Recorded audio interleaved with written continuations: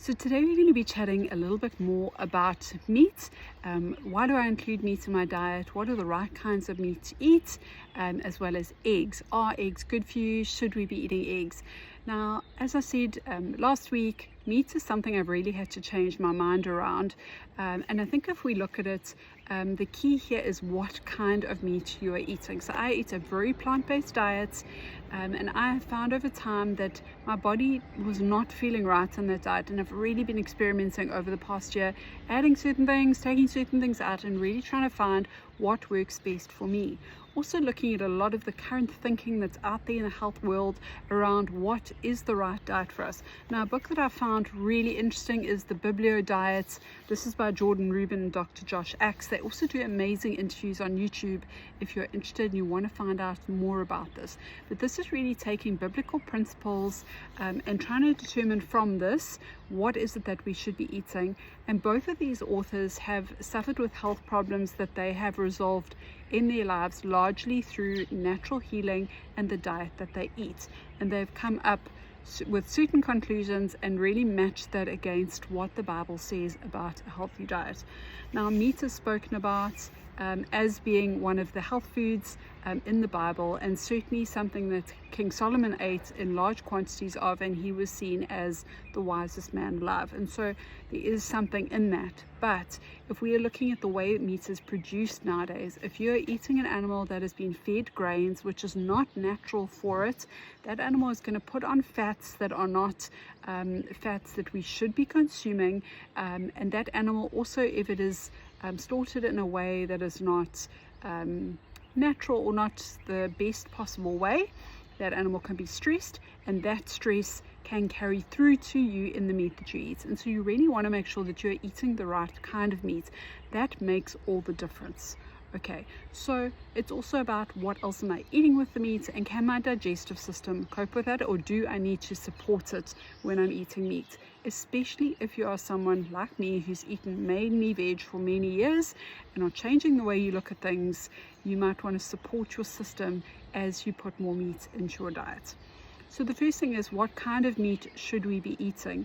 So in terms of red meat, the way that animals are fed, if they are grass fed, they are taking those grasses with all of those nutrients in them, and that, especially if the cow is being digested through several stomachs, to really make sure that all of the benefit is being received from that grass. And so we cannot digest or absorb the nutrients from plants as well as some of these animals can, and that's why it's so beneficial to us to be eating these meats. So if you're going to be eating red meat, lamb and beef, venison are great options, but you want to be making sure that they were grass-fed, grass-finished. Obviously that's easy with venison, actually quite easy with lamb, especially in South Africa. Karoo lamb is known for being raised in a certain way, and so you want to be looking out for that. If you're going to be eating beef and you're buying it from a major supermarket and it says grass-fed, it does not mean grass-finished. So often what happens is they will be fed grass, and then especially in certain seasons in South Africa where there isn't as much grass, especially KZN, for example, in the winter months, where it gets a bit tougher to feed on grass, those animals will then be grain finished, and then it reverses a lot of the benefits of the grass feeding. So I found the best thing to do is to find a local farmer where I purchase directly from the farm once a week, once every 2 weeks, get the meat frozen, and then I know that it is treated in a certain way, because these regenerative farmers are very pedantic about how their meat is produced. They're also very open to conversations with them, or on their website they will give information about how they look after their farm, how their farm is run, and they are really sold out to this principle. So we found an amazing regenerative farm that we buy our grass-fed beef from, and then at the moment I do, just because it has been a bit tough to find grass-fed, grass-finished lamb direct from the farm at this season in KZN, we've been buying Woolworths lamb, Karoo lamb, but I will move to buying from a farmer as soon as that becomes available again. Then the same for chicken, pasture raised. A free-range chicken is not free range as we would think. It's just given a little bit more space in a cage. Sometimes they're not even let out into the natural light, and they're fed corn and grains, and so again they are fattened up too quickly, They are perhaps given certain hormones and antibiotics that they shouldn't be, even if they are hormone antibiotic free. Routine hormone antibiotic doesn't mean that they are completely free. If you look at the wording, it normally just says routine antibiotics are not given. Doesn't mean no antibiotics. And also if they are fed, and often in stores it's actually promoted grain fed. It's not what we want. Okay, so that animal again is not going to put on the right fats, and it's going to be inflammatory for our system. So you want to find a pasture raised chicken. Often in the regenerative farms, they have chickens as part of that regenerative farming that follow behind the cattle, or are, you know, in the farm getting bugs off the plants.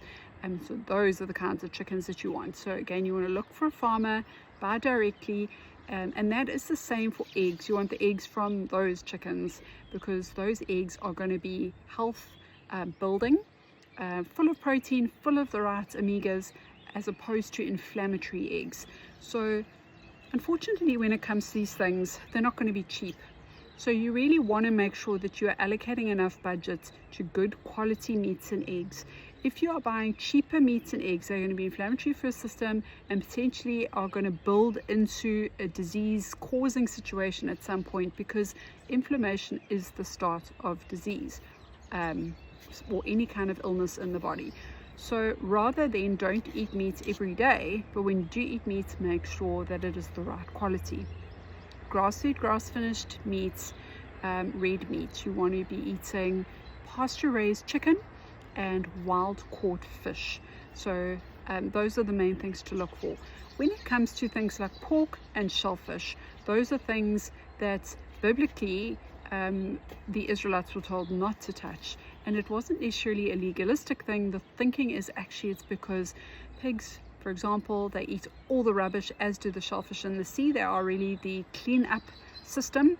And they also, pigs don't sweat, so they don't sweat out their toxins. So they can be very toxic meats. So it is not recommended that you're eating pork or shellfish.